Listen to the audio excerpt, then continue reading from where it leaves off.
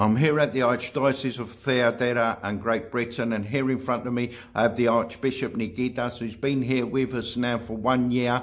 And tell us about the expectations you had from the Greek Orthodox community in the UK and how you've progressed since you've been here.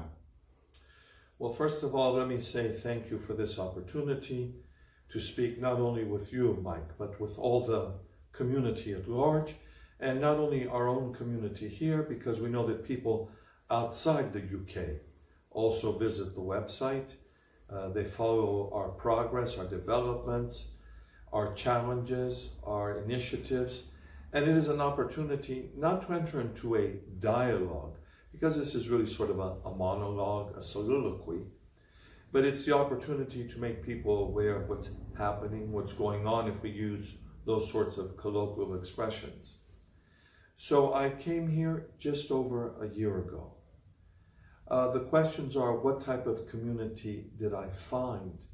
What were my expectations? What were my visions, my thoughts then, and perhaps now, and maybe looking toward the future? So let's look at the past for a few minutes. I came here not knowing very much about the community at all. Even though I had been to London in the past, I had come to represent the Patriarch for a meeting with the Archbishop of Canterbury. As you know, I do some work on human trafficking and modern slavery. I had the Patriarchal Task Force. I had come and visited and also had met the former late Archbishop, Archbishop Gregory. I had lunch with him in these very facilities and got to speak with him. I had visited briefly at least one parish, one community. But that, of course, gives you no insight to the realities of daily life and the challenges and the problems. I came here a year ago and I was engulfed by the love of the people, by the community at large, the goodwill, the fellowship. I was amazed that every time when I visited parishes, and as I continue to visit parishes, how people come up to me immediately with a humble heart asking for my blessing, asking for me to give them what I can, and that is the grace entrusted to me by Jesus Christ and the Church. I came to a community, and in this time period, a community that's seen its challenges and its problems, which we'll get to in just a moment. I came here not knowing what I would find, who I would find. I came here straight from the Patriarchate initially to see the situations. The former late Archbishop was still alive, and I got to speak with him, as you know, and made arrangements for him to stay in the house in these very facilities at his request and with my agreement, of course, but also to begin to look at the situations, to see how many people we have here.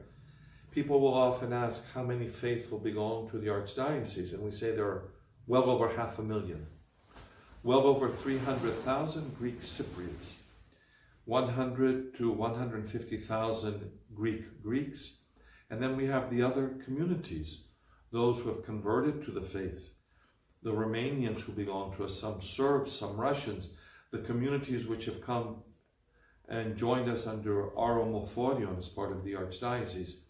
So since my coming, since those initial days, we've seen a growth. We've seen 20 communities, small parishes, which have joined us. And I have been able, fortunately, with God's blessing in this year's time, to have visited Ireland, to have visited Wales, Scotland, and of course, here in England. I haven't been able to go to the Canary Islands, but that will come at some point. But I have been able to become familiar with the territory, the land, many of the clergy. And I continue to remain in dialogue with the communities, with the clergy, and I try as best I can to visit them, even though visits have been limited, as you know. Since my coming here, there have been initiatives, there have been some developments, some progress, some growth, and some challenges. Let's look at the challenges first, because I want us to end on the more positive notes and situations when I discuss the archdiocese. The two main challenges have been, one, Brexit. And Brexit indeed is a challenge because we believe that, or have seen that there was a vote and people have wanted to leave the European Union.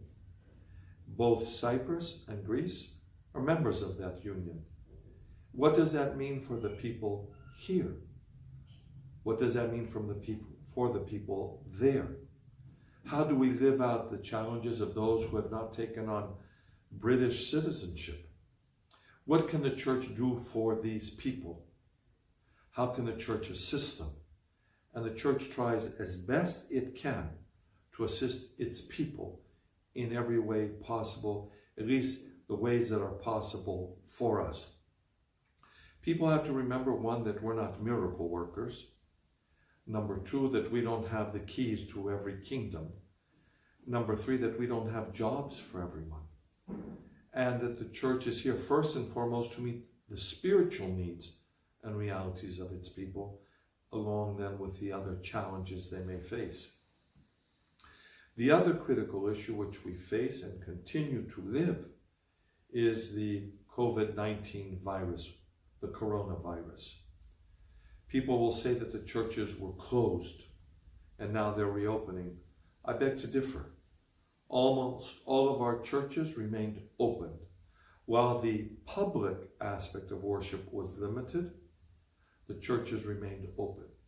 The priest, the chantor or chanters, and at least one lay person were in the church, offering the divine services, praying for the people of God, praying for our healing, for our restoration, praying for this nation, these countries, praying for all people everywhere.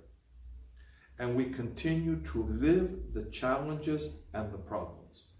And what are the challenges for the church?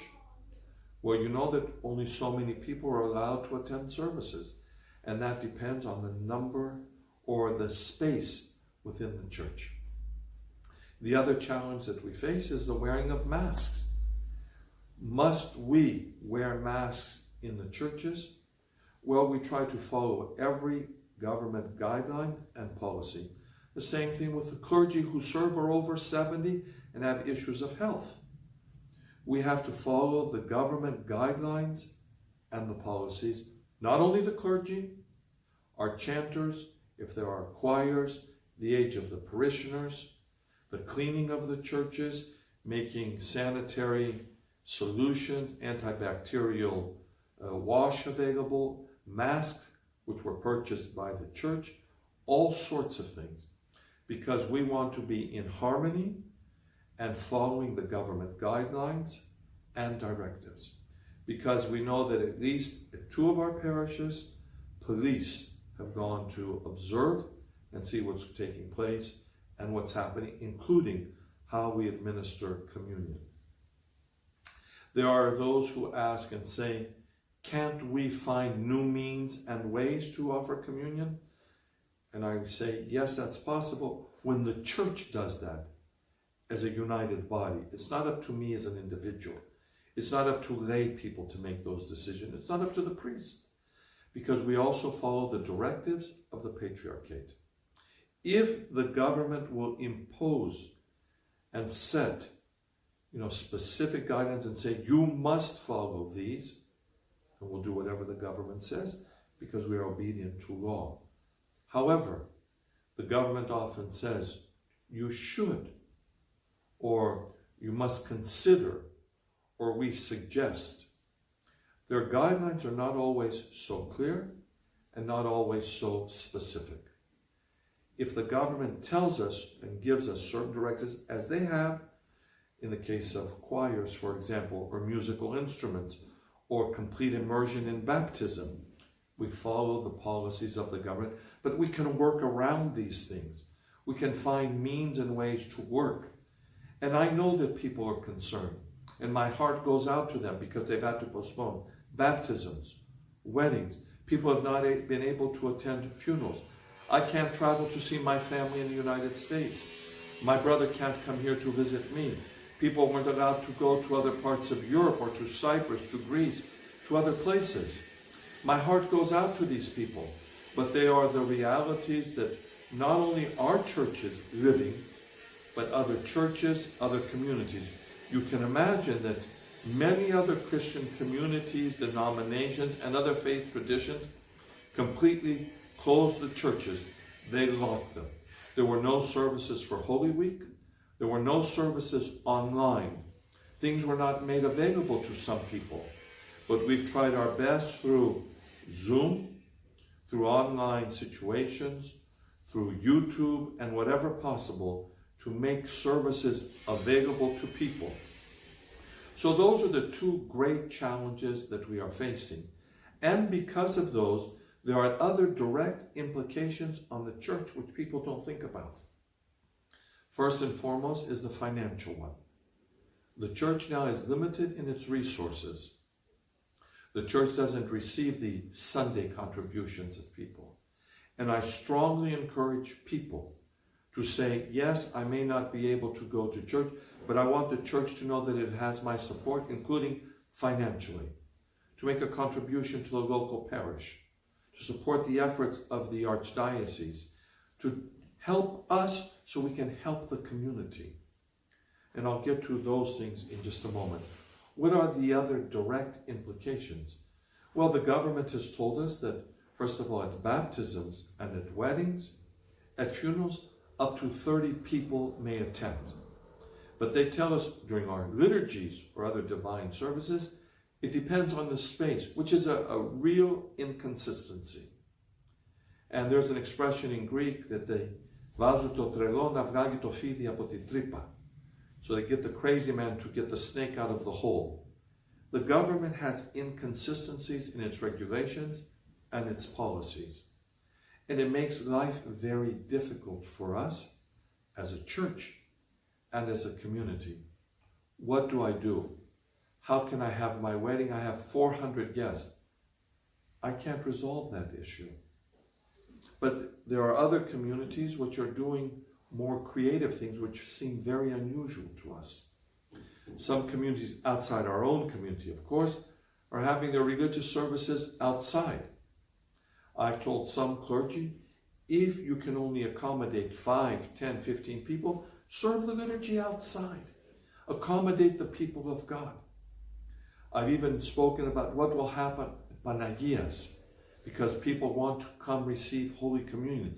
If we have people standing outside, we're going to put the clergy also to go outside to commune the people. I will not deprive the people of Holy Communion and the other sacraments of the church. So our people must know that we are trying and doing our very best. In order to accommodate the needs of the church, we've asked a host of parishes to hold 2 divine liturgies on Sunday. The prime example being Hagia Sophia. Hagia Sophia has Orthros, divine liturgy, a brief cleaning session, and then a second divine liturgy. So the people again must understand that we're doing our very best to work with them and for them. But this can only happen in parishes where there are 2 clergy, because a priest, a single priest, may serve liturgy once a day, on one altar, on one andimension, within that 24-hour period. So we also have to follow the canonical tradition and expression of the church. So we're doing our best to use our resources. The other thing that I'm doing, and while this or these restrictions are still imposed or semi-imposed, I'm continuing to visit parishes. I want people to know that I'm next to them, that I, as the Archbishop, that our priest, that the community stands in unity of faith and love. And the other thing that we're doing during these difficult periods, as you know, we are using technology. Sometime I spoke with a patriarch and I said, in today's modern world, we need to have 2 languages. First is one must command English, and the second language is that of technology. So we are doing several things. First, I meet with the clergy through Zoom, and we have sessions in Greek and in English. And that's because some clergy are more comfortable in the Greek language, and some clergy are more comfortable in English. And we need to accommodate and include all people. And in order to help the clergy through this difficult time, we have made resources from a psychologist or psychologists available to them. Because you can imagine being a clergyman and not being able to celebrate Pascha. You can imagine the frustration of wanting to serve the liturgy and you can't. You can imagine having to hear everybody's problems each day, every day, all day. And as we say, who will you tell your burden, your pain to? So that's an additional resource that people usually don't think about. So what else have we done with Zoom? Well, we have Bible study being conducted through Zoom with Father Nifon in English, and we're examining and studying the Gospel according to John. And why did we pick John? Because if anyone attends services at Pascha and stays for the Divine Liturgy, the person will know that the Gospel reading for the lectionary, which is based on Pascha, begins with the Gospel of John and the book of Acts. So we've decided to begin with John. 1 week we hit 240 people. And in order to accommodate this need, the Archdiocese purchased a Zoom account. We went out and bought the account so we can have it, so we can accommodate up to 300 people right now. And I pray to God that we will not only have 300 at some point, we'll go far beyond that. And if anyone wants to know how to join the Zoom session, all they have to do is send us an email to the Archdiocese or call us. Then in Greek, we have a discussion concerning liturgical holidays and specific themes. And that's conducted by Father Christodoulos Persopoulos. And while we don't get as many people as we do in the English, we have a fair amount of people who participate in this. And you would be surprised, like the English Zoom session, we have people from the United States, we have some people from Spain, Malta coming to the Greek session now, because they find this resource for them so they can hear, they can ask questions, they can see. We even had Sister Thyateira who spoke to us about the mission of the Church in India and show us slides in the Greek Zoom session. And at some point in the future, we're going to have another presentation in English. Again, we're trying to make these resources available. And then on Sundays, we have Sunday school for our children, again through Zoom. And in order to safeguard and to protect the children, we make sure that we can see who's on the other end. If we do not know who is on the other end, or they hide themselves, we immediately block them. We must safeguard and protect our children. So we have Alexi Floridis, who's conducting Sunday school sessions in English, using sometimes some Greek terminology, but mainly based in English, so that our children will have the opportunity to hear not only the gospel message, but to learn the teachings of the Church about Jesus Christ, about his saints, about holidays, all sorts of things. And now, since we are getting ready to enter August, our month of preparation, in September we will have an entire program concerning religious education for the children. So let's look at some of the programs for the future and what we want to do. Let me touch first on religious education. I have formally established a religious education committee to look at establishing Sunday schools in every parish. I have worked with the committee, and we're continuing because there are subcommittees, not only for children in the parishes, but also for adult religious education, because as I often say, the average Orthodox person knows very little about the faith. We think we know, or we know what our parents, our grandparents may have told us, but do we really have an essence and understanding of the faith? That's why if you go to our website, Marina Robb has already put together an entire program for the year beginning in September, when we will have adult religious education. I know that in the first few days, we've already had some 50 people register for it. And this will assist the clergy, because no one can come to the faith as an adult without having catechesis, some lessons in religious education, so that they may accept the faith of their own free will. It's not just enough to say, I'm going to chrismate you tomorrow, or I'm going to baptize you tomorrow. You must profess and know what we believe.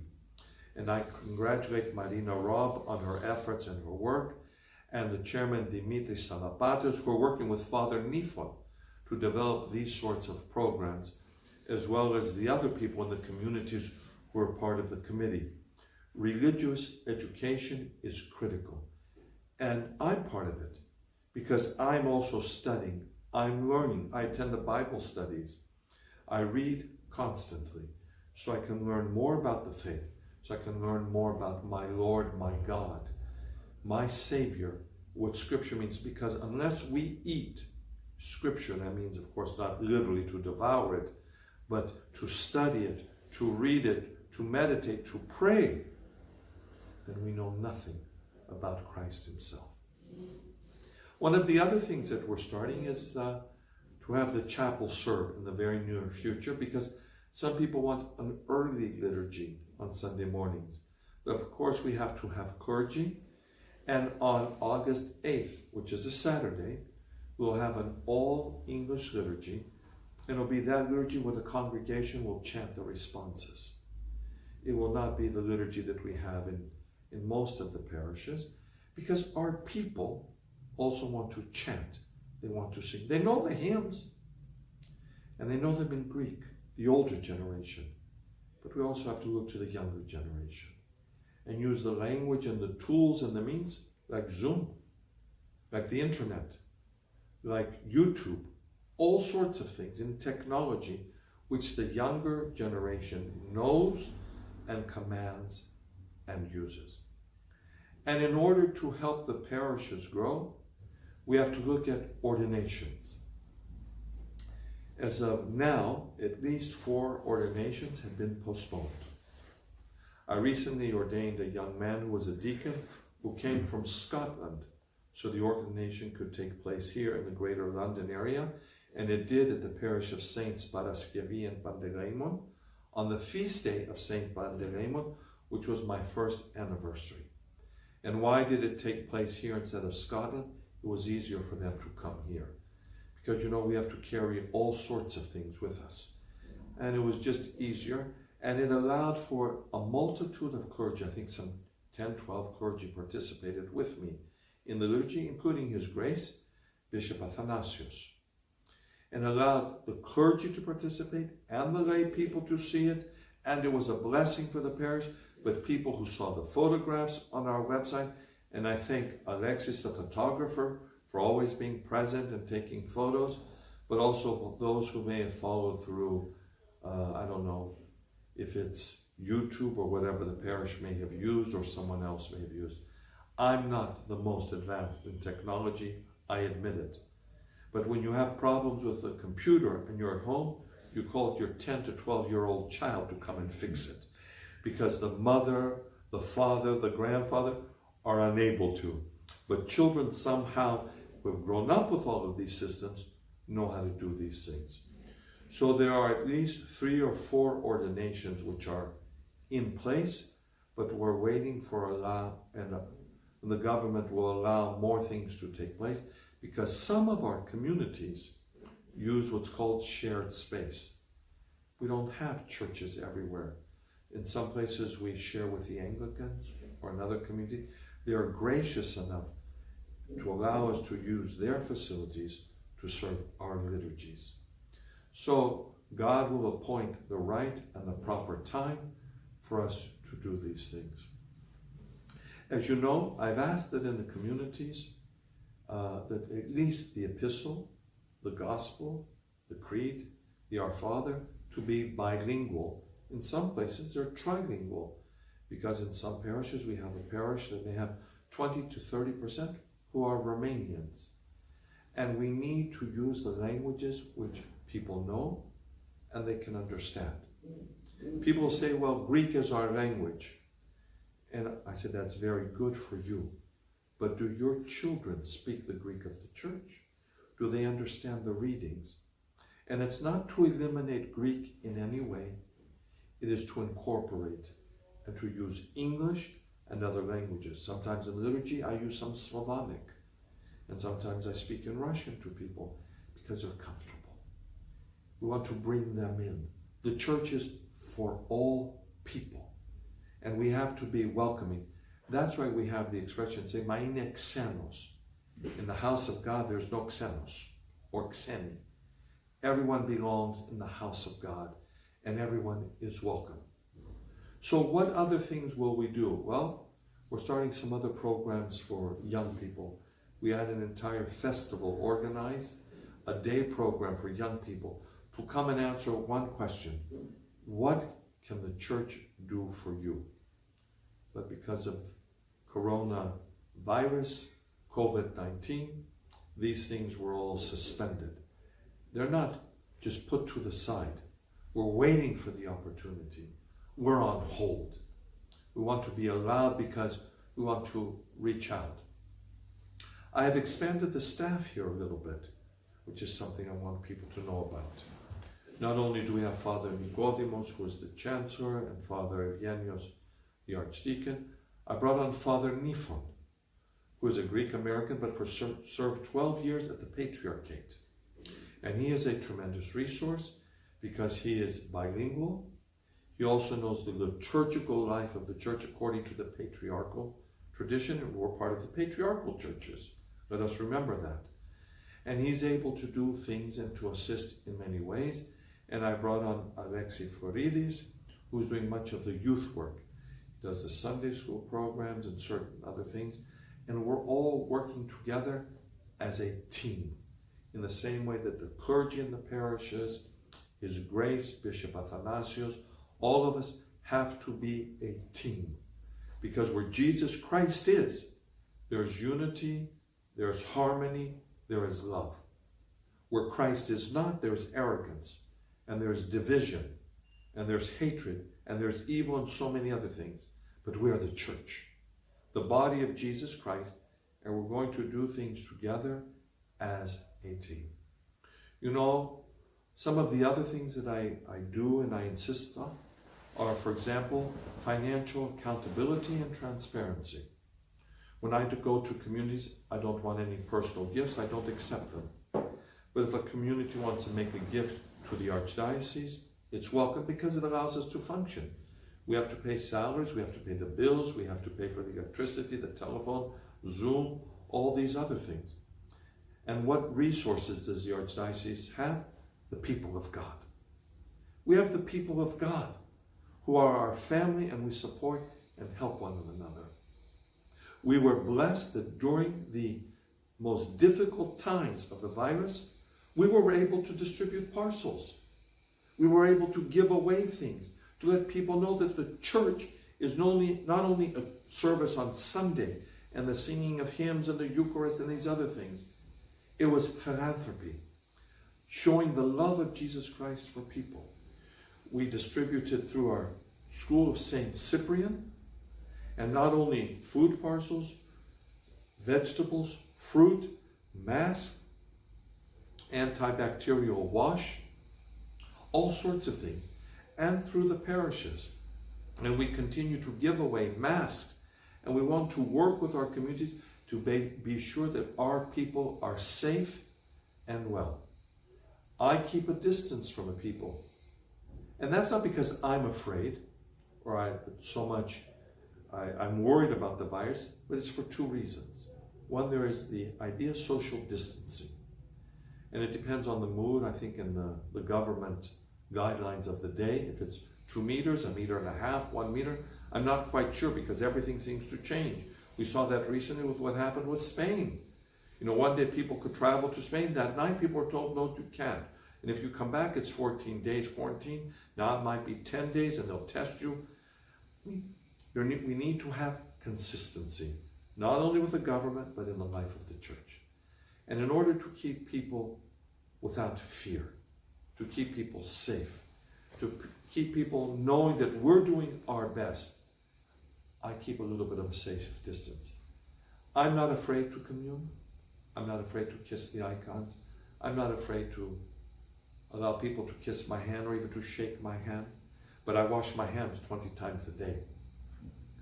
I do that because I also want to be clean, but I want to make sure that my hands are clean. I wash my hands. We do things here. When anyone comes to visit us and they enter, there's a sign at the door. Please use the antibacterial wash that we have for you. We want people to know that we want them to be healthy. We want people to be safe.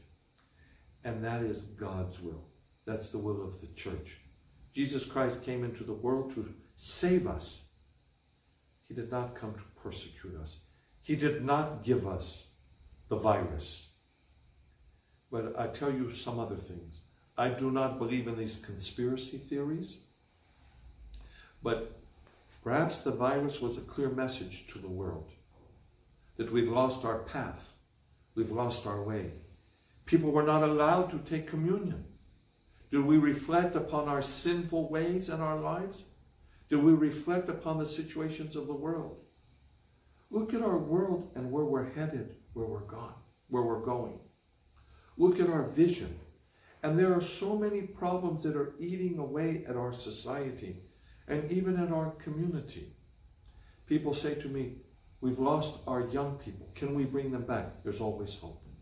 That's why we've tried these initiatives. That's why we're also working with the Greek schools.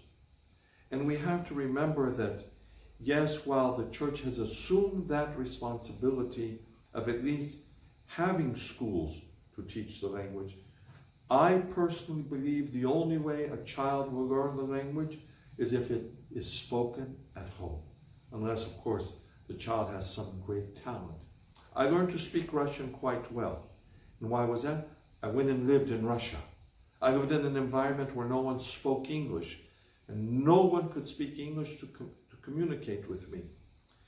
And until I began to create and develop a vocabulary and a language, I struggled.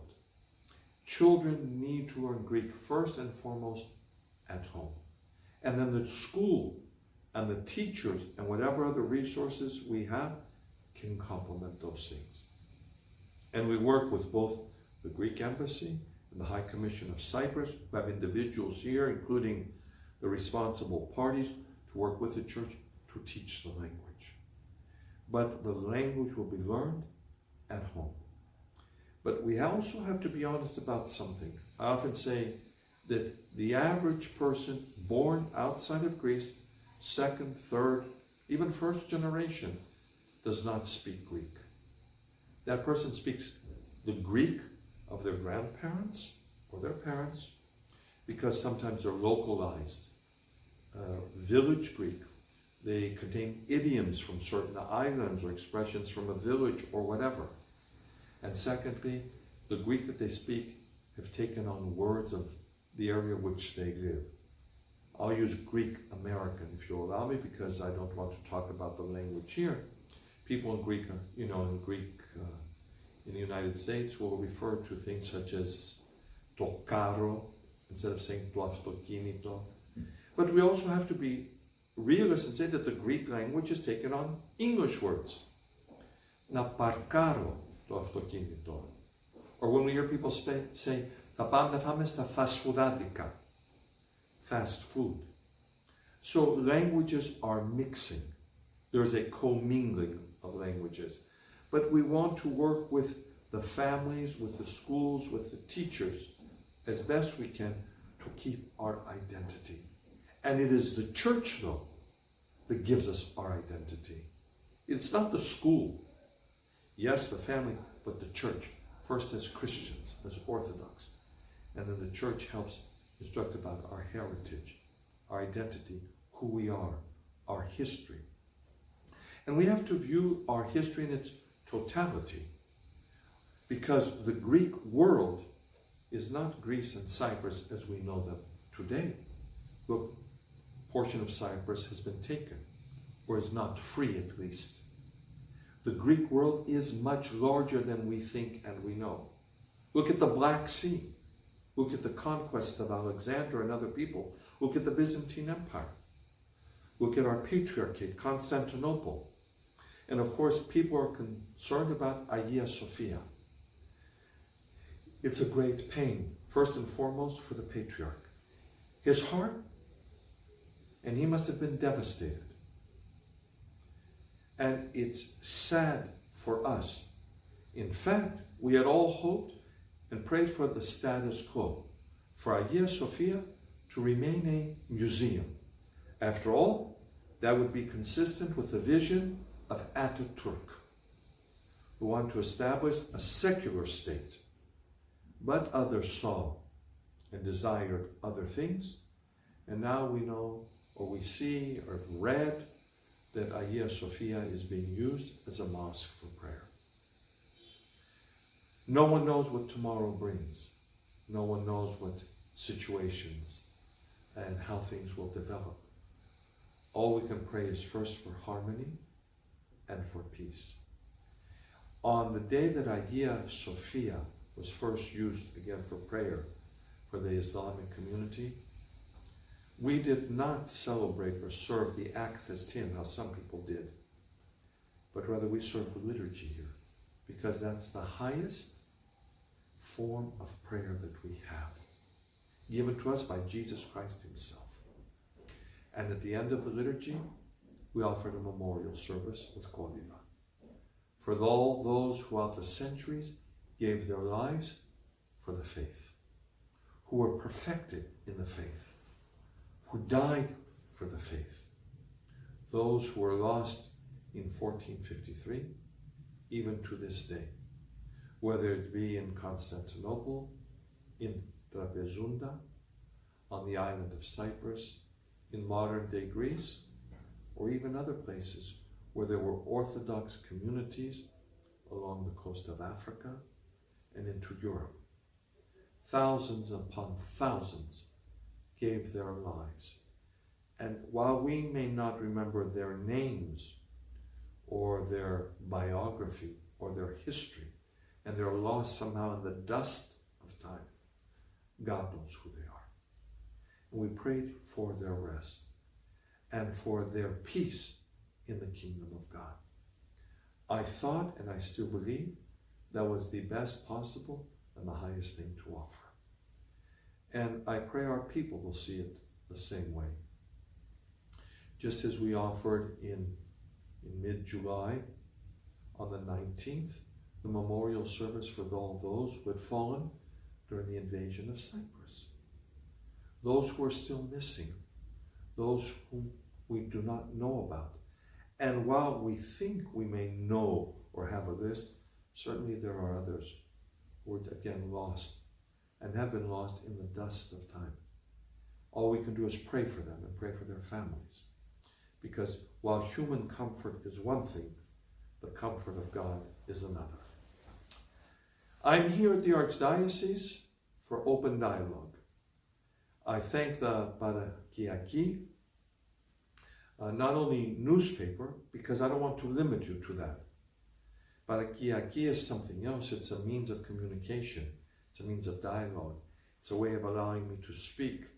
I think sometimes the idea of newspapers and the way people think of newspapers and news agencies is to open up and to just read. There's a little bit more to things than that. It's not only knowing the news, it's making it available, it's opening dialogue, it's reaching people. Because you can go and buy the Wall Street Journal and you'll read it on the airplane and you leave it. But the message that you carry, and that's what this interview, that's what this dialogue, that's what Parikiaki allows, is for more people to know, to become familiar with, to understand, to hear about. Because the message of the Church, the message of the Archdiocese, the message of love is not only for here in Great Britain, it's for all people. It's for people throughout the world. And I know last time that some thousands of people, and I believe almost 200,000 people, saw at least one of the interviews. That's a great comfort. That's high in numbers. It means that you care. It means that you want to know. And we're here to answer all of those questions. May God bless you and keep you well. And thank you for this opportunity, for your love and your support.